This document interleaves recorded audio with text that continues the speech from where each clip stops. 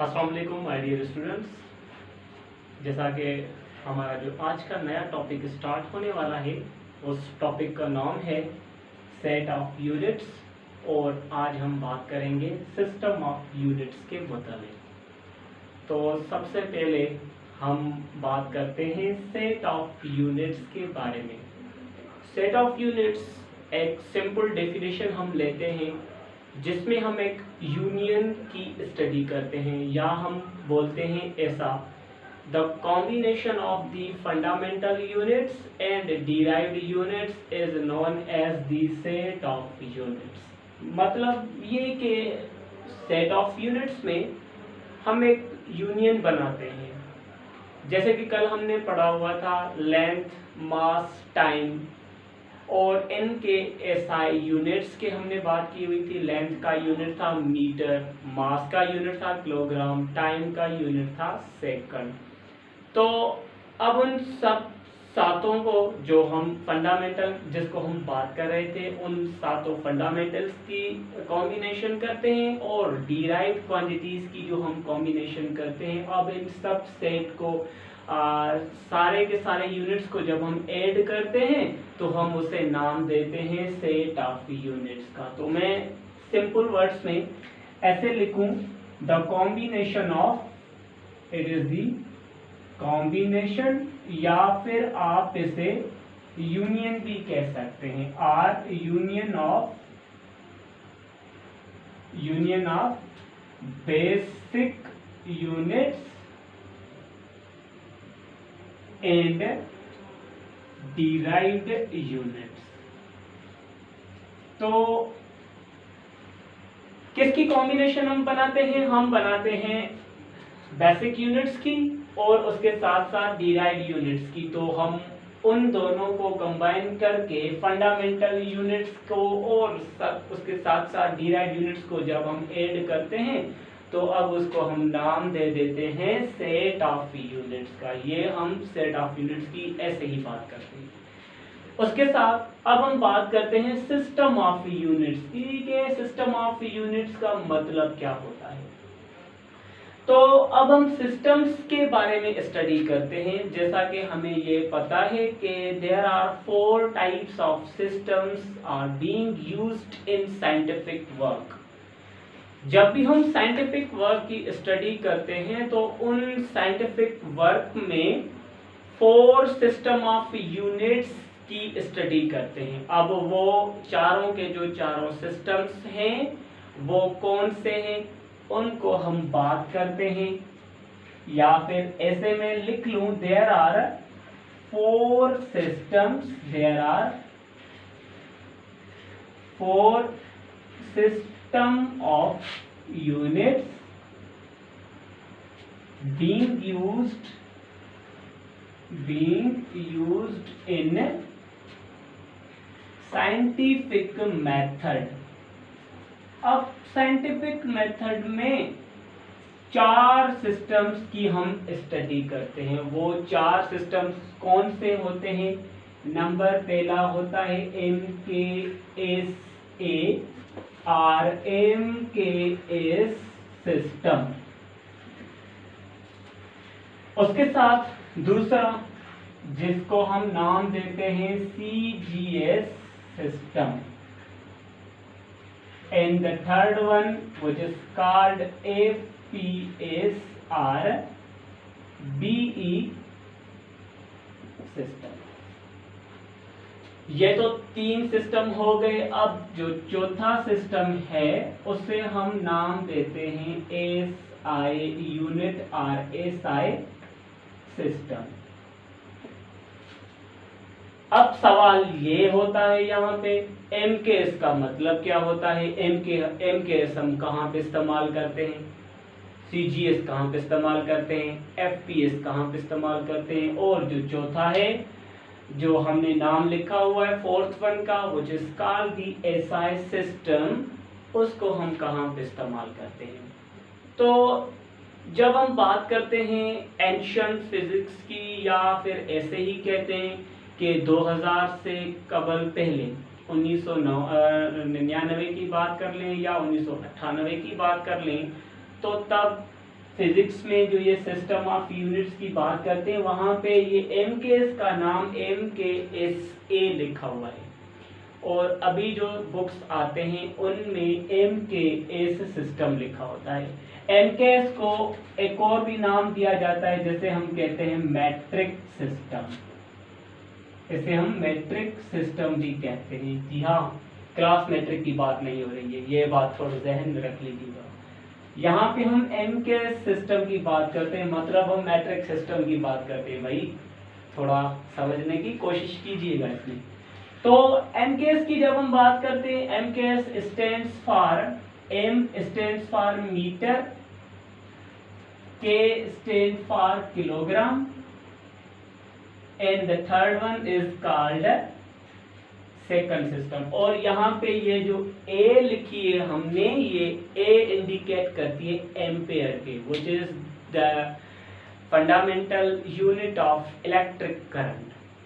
ठीक है, तो अब जो बुक्स हैं अभी आपके पास, फिजिक्स के नोट्स भी होंगे, फिजिक्स के बुक्स भी होंगे, तो उनमें से अब A का जो वर्ड है वो बिल्कुल स्किप कर दिया गया है, वो बिल्कुल खत्म कर दिया गया है। अब फिजिक्स में MKS वर्ड यूज होता है, और second one which is called the CGS system.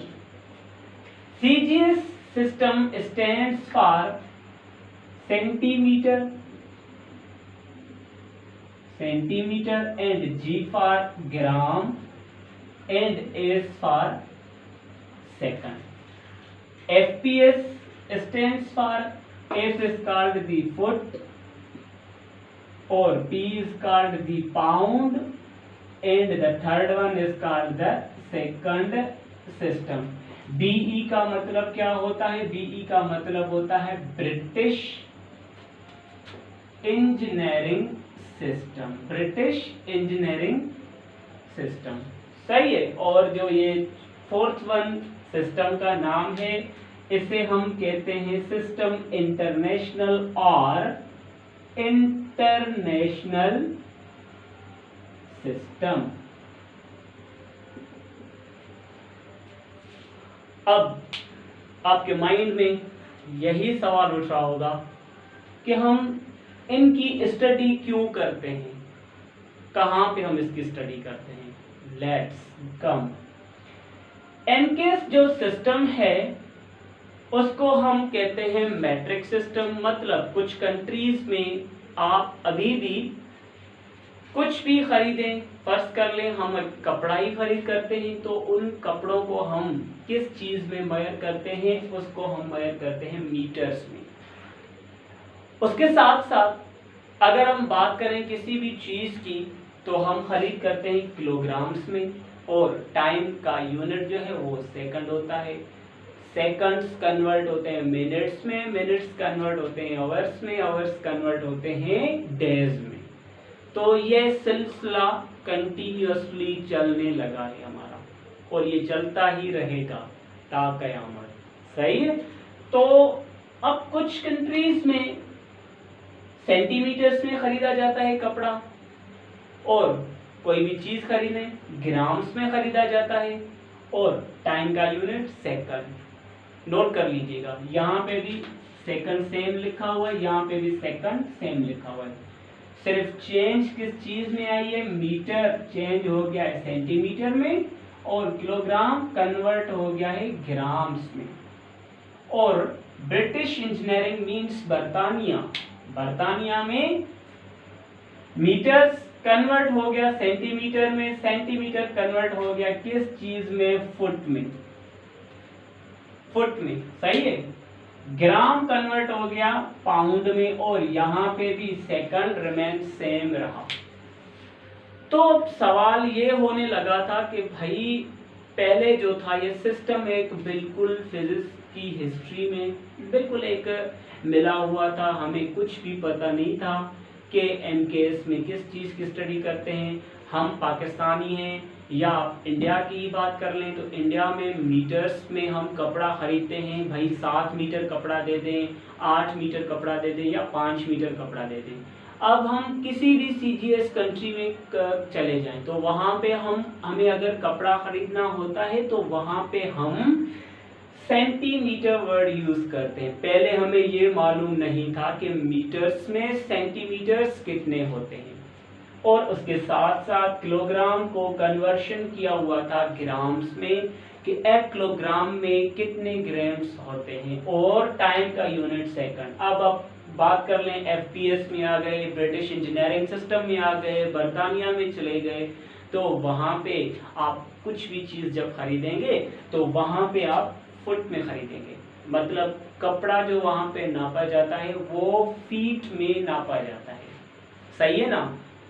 और उसके साथ साथ कोई भी चीज़ हम खरीदें, देखिए हमने किलोग्राम में खरीदा, सीजीएस वालों ने ग्राम में खरीदा, लेकिन वहाँ पे पाउंड में आपको हर चीज़ खरीद करनी पड़ती है, टाइम का यूनिट सेकंड ही था। और ये जो बातें हुई हैं सारी की सारी ये बिफोर 1960 में हुई थी। बिफोर 1960 जो हमारा फिजिक्स का या हमारी पूरी वर्ल्ड में जो सिस्टम चल रहा था वो सारा का सारा इकट्ठा चल रहा था, तो इन चीज़ों को बिल्कुल हम समझ नहीं पा रहे थे कि भाई मीटर को हम कैसे सेंटीमीटर में कन्वर्ट करें या सेंटीमीटर को कैसे हम फुट में कन्वर्ट करें, जबकि बात जो है वो एक ही है। कोई भी इसमें इश्यू नहीं है, कोई भी मसला नहीं है। मतलब मीटर को हम कन्वर्ट करते हैं सेंटीमीटर में, सेंटीमीटर को कन्वर्ट करते हैं हम फीट में, या वैसे ही हम बात करते हैं किलोग्राम को कन्वर्ट करते हैं ग्राम्स में, ग्राम्स को कन्वर्ट करते हैं हम किस चीज़ में, पाउंड में कन्वर्ट करते हैं। तो इन सारे डिफेक्ट्स को आखिरकार उन्होंने 1960 में उन्होंने एक international bureau of weights and measurements near Sevres and Paris में एक मीटिंग, जनरल कॉन्फ्रेंस बुलाई हुई थी, जिसमें एमकेएस वाले भी थे, सीजीएस वाले भी थे और एफपीएस वाले भी थे। और उस मीटिंग में 4th वन सिस्टम जो है वो इंट्रोड्यूस किया हुआ था।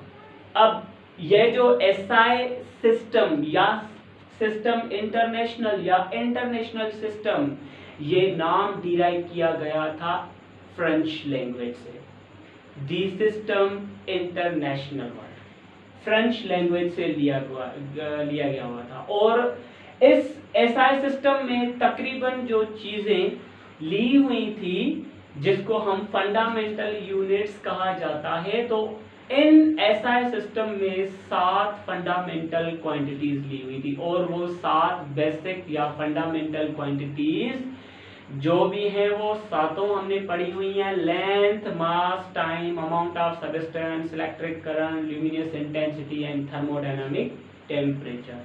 अब ये जो सातों जो क्वांटिटीज हैं, एसआई जो क्वांटिटीज हैं जिसको हम बेसिक क्वांटिटी भी कहते हैं, वो सातों क्वांटिटीज डिराइव की गई है किस सिस्टम से, वो एमकेएसआर मैट्रिक सिस्टम से डिराइव की गई है।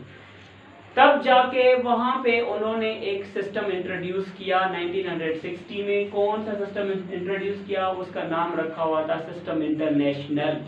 मतलब इसका ये हुआ कि अब ये जो सिस्टम इंट्रोड्यूस हुआ तो अब पूरी दुनिया में ये सारे सातों सिस्टम ऐसे ही नाम से हम लेते हैं, और बाकी जो भी चीज़ें हमें लेनी होती हैं इन सातों चीज़ों से डिराइव क्वांटिटीज़ के नाम से, जिसको हम फंडामेंटल क्वांटिटीज से लेते हैं। या तो हम मल्टीप्लाई करके लेते हैं, या तो डिवाइड करके लेते हैं, या फिर हम दोनों काम करते हैं। वो मैंने ऑलरेडी डेफिनेशन में मेंशन किया हुआ है that derived quantities can be obtained by dividing or multiplication or by both with its basic or fundamental quantities। तो उन सातों क्वांटिटीज से या तो हम मल्टीप्लाई करके लेते हैं या डिवाइड करके लेते हैं।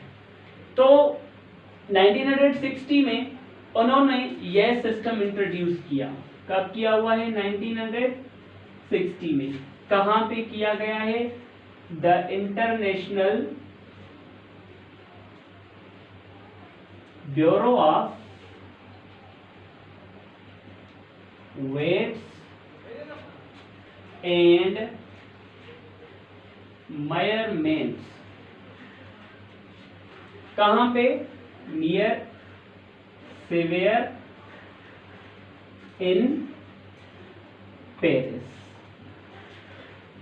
में 1960 में फोर्थ वन सिस्टम इंट्रोड्यूस किया, जिसमें उन्होंने 7 क्वांटिटीज को बेसिक कहा और उन्होंने ये बोला कि अब हमें जो भी चीज लेनी होगी वो हम फंडामेंटल क्वांटिटीज से या इन बेसिक क्वांटिटीज से या तो हम मल्टीप्लाई करके लेंगे या डिवाइड करके लेंगे या हम दोनों काम करेंगे। वो 7 क्वांटिटीज कौन सी हैं, मैं once again I will mention here. तो कौन सी 7 क्वांटिटीज हैं? 7 बेसिक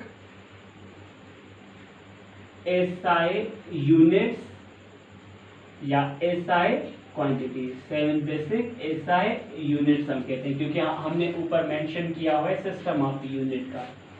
तो इन 7 क्वांटिटीज में कौन कौन सी वो क्वांटिटीज थी जो इंट्रोड्यूस हुई हैं? वो थी सबसे पहले लेंथ, दूसरी थी मास,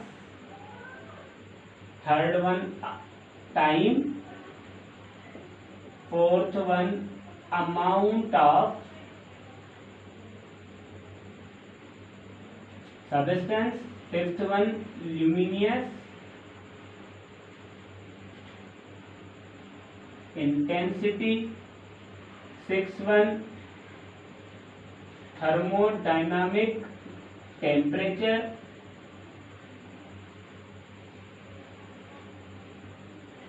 and the 7th one is electric current। अब ये 7 क्वांटिटीज 1960 में इंट्रोड्यूस हुई थी। इन 7 क्वांटिटीज को उन्होंने नाम दिया कि ये अब बेसिक यूनिट्स हैं, ये बेसिक क्वांटिटीज हैं। पहले जो सिस्टम बिल्कुल कुछ भी पता नहीं चल रहा था कि कौन सा मुल्क, कौन सी कंट्री किस सिस्टम को फॉलो कर रही है। अब सारे मिलकर, तीनों सिस्टम ने मिलकर एक फोर्थ वन सिस्टम इंट्रोड्यूस किया। इसको नाम दिया गया सिस्टम इंटरनेशनल यूनिट्स। क्योंकि इसको नाम दिया गया था इसलिए कि अब हम जो भी चीजें लेंगे इन्हीं 7 क्वांटिटीज से या तो हम मल्टीप्लाई करके लेंगे या फिर हम डिवाइड करके लेंगे। सही है। तो अब लेंथ का जो यूनिट है वो हमने क्या पढ़ा हुआ है? लेंथ का यूनिट है मीटर, मास का यूनिट किलोग्राम, टाइम का unit second, amount of substance का यूनिट मोल, ल्यूमिनियस इंटेंसिटी का यूनिट कैंडेला, टेम्परेचर का यूनिट केल्विन और करंट का unit ampere. Is that clear? और इनको हम मीटर को हम इंडिकेट करते हैं स्मॉल एम से, किलोग्राम को केजी से, सेकंड को एस से, मोल को एमओएल से, कैंडेला को सीडी से, केल्विन को कैपिटल के और एम्पेयर को कैपिटल ए से। बेटा आप लोगों के दिमाग में अब यही बात चल रही होगी कि आखिर जरूरत क्या पड़ी हुई थी इन सिस्टम को चेंज करने की। चौथा सिस्टम क्यों उन्होंने इंट्रोड्यूस किया? वो इसलिए किया गया था तब 1960 से पहले हमें कुछ भी फिजिक्स में ये मालूम नहीं था कि मीटर में कितने सेंटीमीटर्स होते हैं या एक मीटर में कितने फीट होते हैं, ये हमें तब मालूम नहीं था। तो याद रख लें, 1 मीटर में 100 सेंटीमीटर होते हैं और 100 सेंटीमीटर में 3.28 और 3.3 फीट होते हैं। अब एमकेएस वाले 1 मीटर कहते थे। अब एमकेएस वाले जब अपना ही कपड़ा सीजीएस कंट्री में बेचने को भेजते थे तो उन्हें इस मीटर का जो रिजल्ट मिलता था वो 100 सेंटीमीटर मिलता था। तब ये बात बिल्कुल कंफ्यूजेबल थी। क्यों कंफ्यूज कर रही थी? वो ये कर रही थी, एमकेएस वालों को ये मालूम नहीं था कि मीटर में एक 100 सेंटीमीटर्स होते हैं।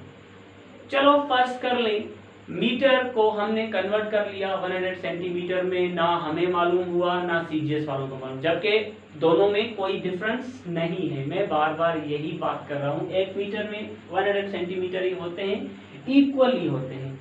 तब मालूम नहीं था, 1960 से पहले ये बात हमें पता नहीं थी। चलो फर्स्ट कर लें, अब इन्होंने एफपीएस वालों को भेज दिया वही कपड़ा, तो एफपीएस वालों ने उन्हें कॉल करके बता दिया, लेटर के थ्रू बता दिया कि भाई आपने जो हमें कपड़ा भेजा हुआ है वो 3.3 फीट का है। अब ये बात बिल्कुल जो है ना लॉजिकली थी।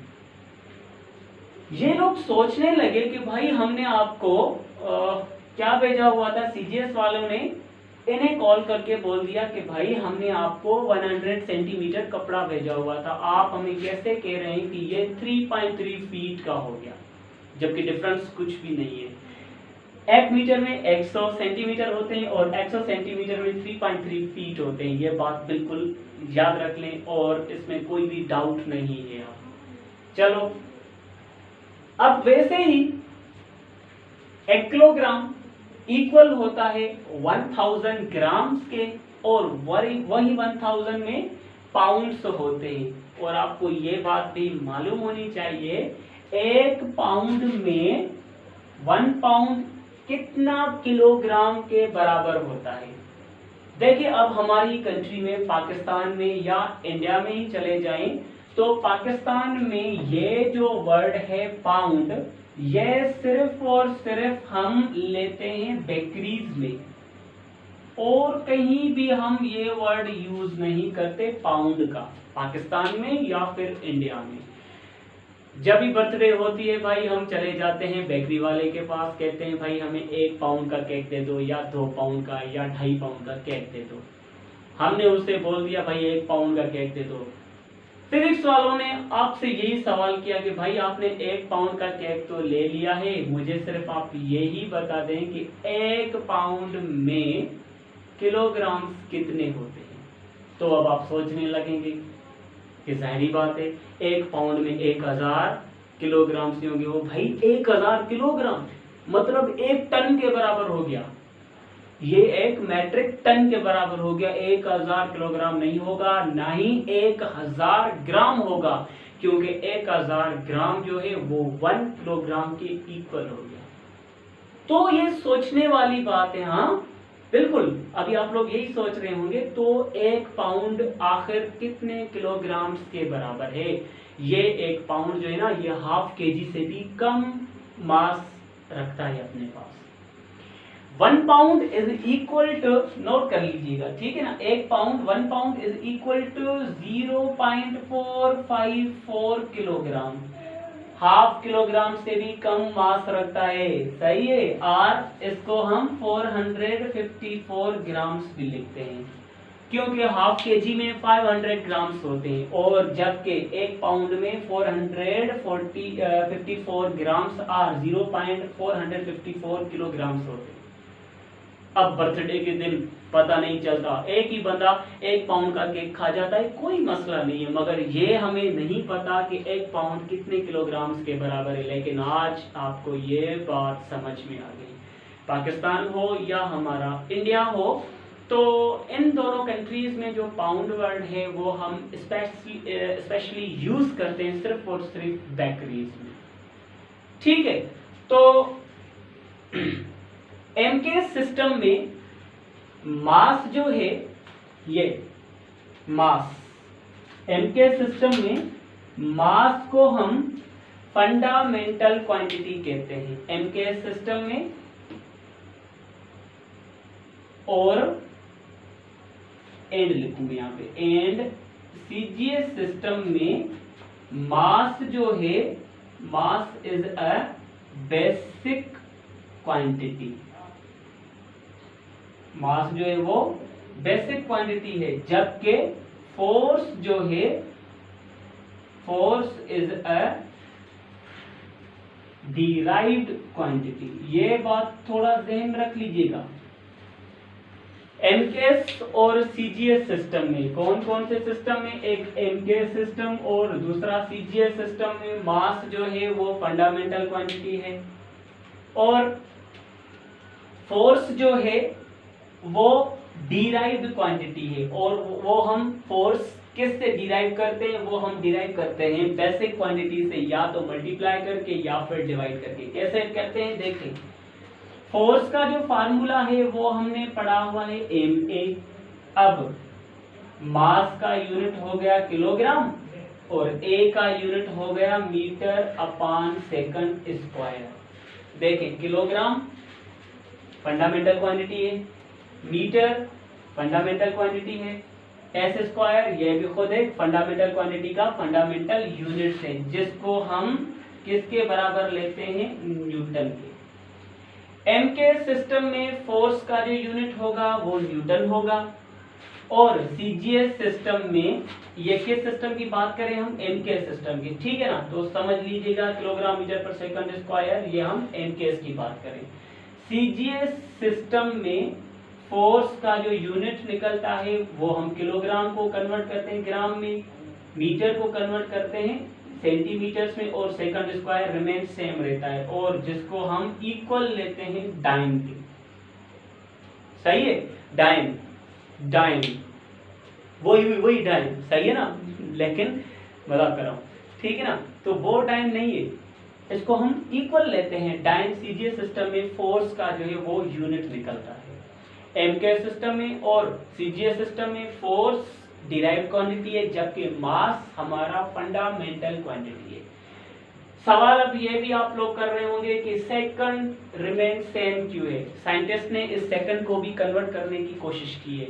उन्होंने ये कोशिश की हुई है कि किस कंट्री में देखें कि जैसे कि हमें ये मालूम है कि 1 मिनट में 60 सेकंड होते हैं, तो उन्होंने इसको भी स्टडी किया हुआ था कि कुछ कंट्रीज में 59 सेकंड्स हों या कुछ कंट्रीज ऐसी हो जहाँ पे 65 सेकंड्स हो, मगर टाइम पे कुछ भी इफेक्ट नहीं पड़ा हुआ था। तो इसलिए सेकंड हर एक सिस्टम में रिमेन सेम रहा है। बाकी कन्वर्शन किसको कर रहे हैं, मीटर को सेंटीमीटर में, सेंटीमीटर को फुट में, किलोग्राम को ग्राम में, ग्राम को पाउंड में, बाकी सेकंड सेकंड में।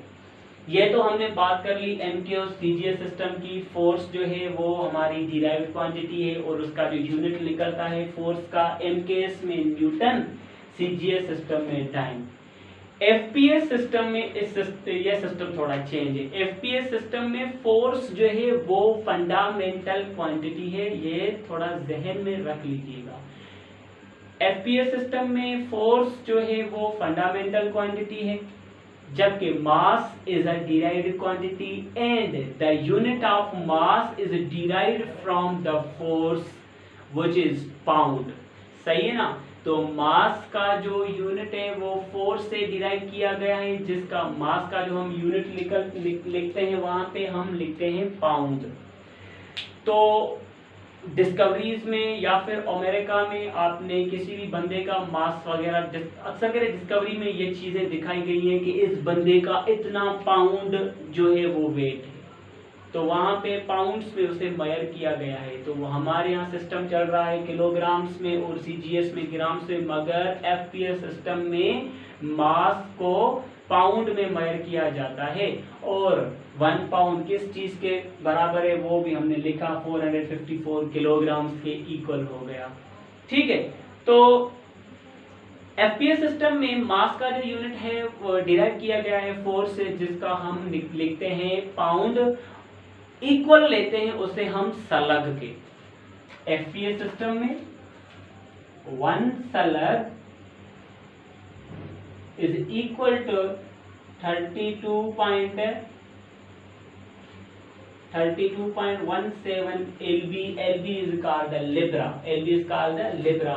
और इसमें मास जो है वो 14.59 किलोग्राम्स के बराबर होता है। एक सलग में मास 14.59 किलोग्राम्स के इक्वल होता है। मतलब एमकेएस और सीजीएस सिस्टम में फोर्स फंडामेंटल हो गया, और फोर्स डिराइव्ड हो गया, जबकि मास फंडामेंटल हो गया। एफपीएस सिस्टम में मास डिराइव्ड हो गया और फोर्स जो है वो फंडामेंटल हो गया, मास का जो यूनिट है वो डिराइव किया गया है फोर्स से, जिसको हम कहते हैं सलग, और एक सलग में कितने पाउंड्स होते हैं 32.17 पाउंड्स, और 32.17 पाउंड में मास की जो क्वांटिटी होती है वो होती है 14.59, अप्रोक्सीमेटली हम इसे 15 किलोग्राम्स के इक्वल लेते हैं। तो ये था हमारा सिस्टम ऑफ यूनिट्स। उसके बाद हम इन चीज़ों को डिफाइन करेंगे, स्टैंडर्ड ऑफ लेंथ को, स्टैंडर्ड ऑफ मास को और स्टैंडर्ड ऑफ टाइम को। इंशाल्लाह हमारा जो नेक्स्ट टॉपिक होगा वो हम इसे डिफाइन करेंगे। तब तक के लिए इन्हीं चीज़ों को पढ़ते रहें। जो भी चीज़ें समझ में नहीं आई हैं मुझसे आप पूछ सकते हैं, कोई भी मसला नहीं है। आपके लिए कमेंट सेशन बिल्कुल ओपन है। अपना ख्याल रखिएगा। अल्लाह हाफ़िज़।